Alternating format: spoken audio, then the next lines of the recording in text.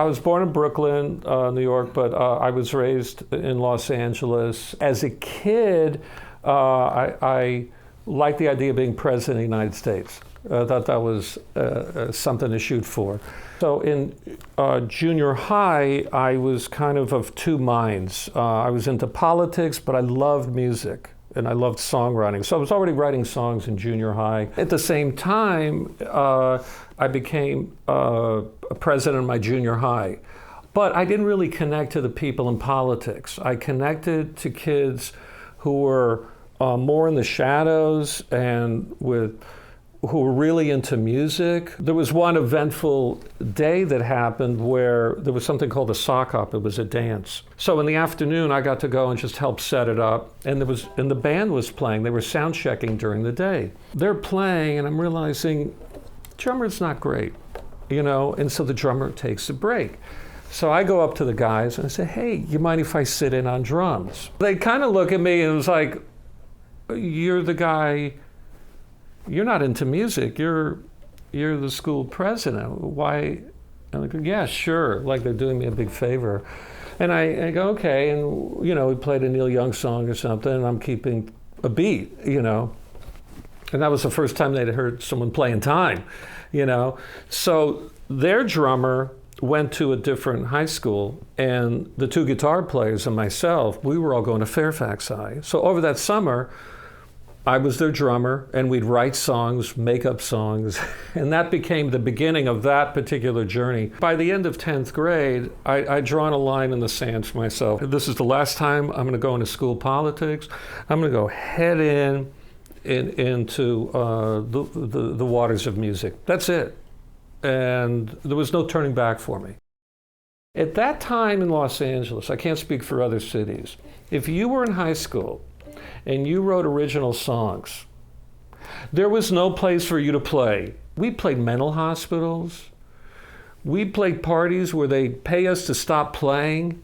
We played libraries, you know, anywhere. The first time that I met someone actually producing an artist, I met Kim Fowley. They were looking for a female guitar player for a new band. And so my friend said, would you come with me? She'd play guitar. I said, okay. And so we went to the audition. It was the Runaways. And Kim Fowley was producing the band. She didn't get to join the band, but I kept going to their rehearsals, and Kim, they didn't mind. So Fowley asked me, he said, what do you do? I said, well, I write songs. So then the next time I showed up, he goes, okay, points at me, goes, all right, you get up there, you're Bob Dylan, they're the Birds, get up there and play your shit. So I get up there, I play a song, a couple of songs, just alone, electric guitar singing the song, right? He goes, get me a song, put it on tape. So I had this little, one of the tape recorders I had at home, and I just recorded it, and I wrote the Runaways, a song called Where Do I Run? Right? Oh, this is gonna be perfect for this band, right? So I gave him the 1/4-inch tape, my only copy. So I gave it to Fowley. It was the very first time that anyone in the music industry had ever called me up and said, we're putting your song on hold. And I said, what does that mean? Why would you want to hold a song? It made no sense to me. And he goes, we're considering recording your song for the Runaways album because we just got them a record deal. And I was like blindsided. I was like, okay. Never heard from him again. Now I found out that they had a lead singer. So I wrote them another song called She Plays Guitar, thinking that the singer would point to Joe and go, she plays guitar. So that was the basis of the song. I thought, oh, they've got to record this.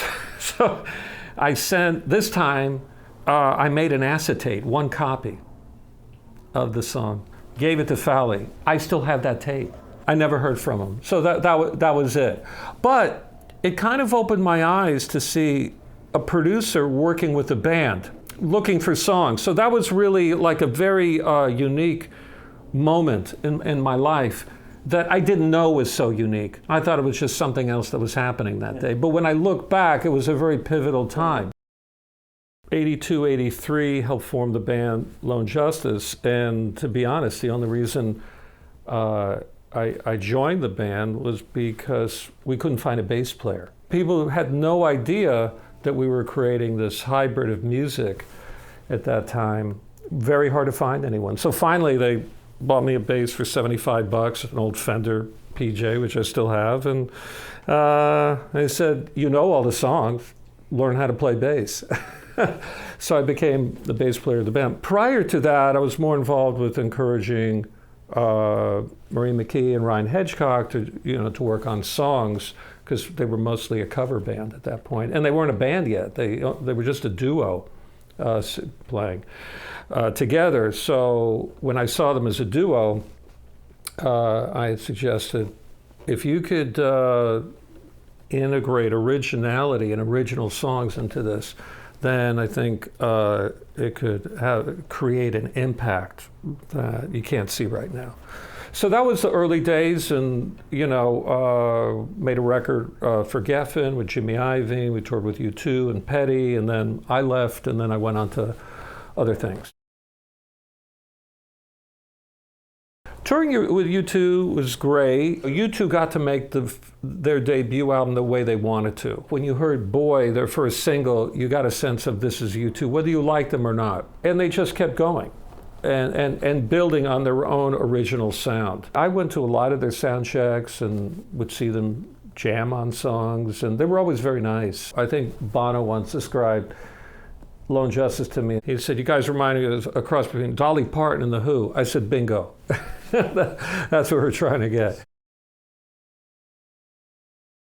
Ben Montange, Petty's keyboard player in the Heartbreakers, had played on the first Lone Justice album. So we were good friends, we're very close, and so that just seemed like a real obvious next step. And I only have good things to say about the band. Stan Lynch was playing with them at the time, a tremendous drummer and great person. During the making of the first album, we did record with Bob Dylan. He had written the band a song called Go Away, Little Boy. That was a great learning experience because the way Dylan worked, you set up, you do not talk about the song at all. There's no, the song's in D, let me play you a couple, the verse and chorus. Nothing, it's kind of, you're just in silence. The whole band is set up. I'm about 5 feet away from Dylan, and I'm playing bass, and I'm literally just watching his hands. And all of a sudden there's a count off, and you're playing the song. You have no idea what you're about to... No chart. Nothing, zero. So you're literally just watching his hands. At least for me, I was doing that. So Don Heffington was on drums, Ben Mont was on piano or organ, maybe Wurlitzer, and then Dylan brought in Ron Wood on guitar. Ron Wood's over there, Dylan's right in front of me, and live vocal, and he's cutting the song. And you do maybe 2-3 takes, that's it, you're done. But it's all in a row, and there's not much talking in between takes. All of a sudden it's like, it's another count off and you're in. So that immediacy reinforced something that I had already had gravitated towards, and I really liked it a lot. There wasn't a moment to say, well, what key is this in, or what's this song about? There was nothing to talk about, nothing to talk about. It was all about the moment, and if you went to the minor for the bridge and you couldn't catch up, well, then you just fell out of the race. There's no punch-ins, there's no grid, everything is, that's the document, that's the moment in time that was captured. If a band or an artist is going to make a debut album, and there's a little bit of notoriety about the band, maybe even on a local level, people are anticipating that record. It's a different phenomena than someone in their bedroom, they make a record and then they put it out and they've never played a show. But in the case of U2, Beatles, other bands that people are waiting for a record, the debut album by an artist is going to, I think, kind of set the tone of their career. Every once in a while, you have a phenomenal debut record. I think Boy for U2 set the tone for the band, and they were allowed to work with a producer that was unknown, named Steve Lillywhite. The Beatles worked with an unknown producer that had never had a hit in the pop world, George Martin. I'm not comparing the two in terms of their music or the songwriting, none of that, but just in terms of the importance of even a band like the Pretenders. When their first album came out, a lot of people were waiting for that record. And I think Chris Thomas really hit the mark with that album and set the tone for, Chrissie Hynde and the band's career. Me and my friend Willie Aaron, we have a duet called The Holy Brothers. And we just released an album on our own called My Name is Sparkle. And we just played McCabe's in Santa Monica. We're going to play Calgary Folk Festival coming up end of July in Canada. And we're going to take it one day at a time. We're doing this all on our own. And, I'm also continuing to record songs as a solo artist. When I work with Willie, our template and our model is Simon and Garfunkel. That's like a little band. So if I write a song and Willie goes, I like it, but I don't want us to do that one. So I'll take that song and put it elsewhere.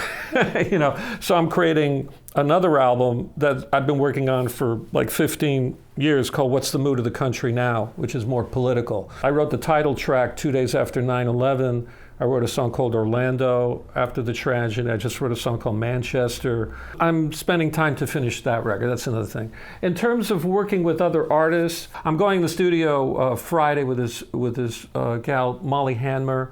And so I'm producing her album, and we're having a great time. It's raw in blues and country and folk. We got the accordion player from the Pogues to play on a song, and so it's been a really fun adventure. There's another artist, Jonah Tolshin, produced his next record, which is a concept record that he came up with this idea, God bless him, and it's based on the book Siddhartha.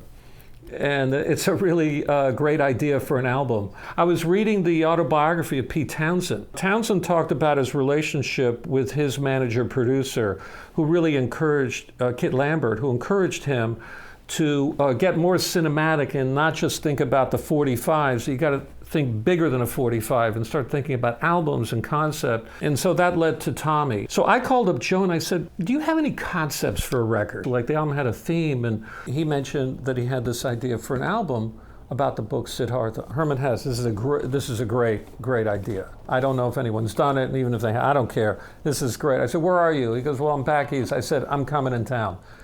I said, I want to hear this. He goes, okay. So I flew back east, right outside of Boston, and we hung out, and he played me a bunch of songs. We co-wrote a song or two, and I said, I think we're on our way to a concept album. And so, anyway, we just finished it. For an artist to be successful, you have to be John, Paul, George, Ringo, Brian Epstein, and George Martin. You have to be 6 heads in one. It's not enough just to be as good a songwriter and singer as Lennon. It's not enough. You can't even be just as good as Paul McCartney. You got to be all 6. Otherwise, someone's going to steal your songs.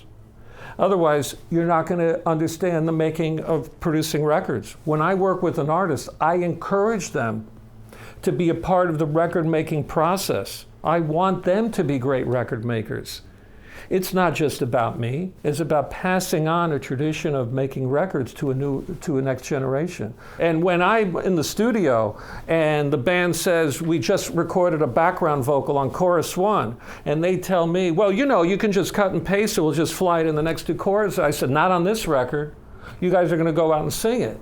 We're gonna do it in real time, because you can't tell me how much you like the Stones and how much you like your favorite bands, and then do it the opposite way. You can't have it both ways. My friend Judd Friedman and qWaqqchat is putting the songwriter and the song as the headline news. qWaqqchat is addressing the issue of paying the songwriter and the publisher fairly, and it's a positive thing for the fan, for the artist, and for the songwriter. What's not to love about qWaqqchat?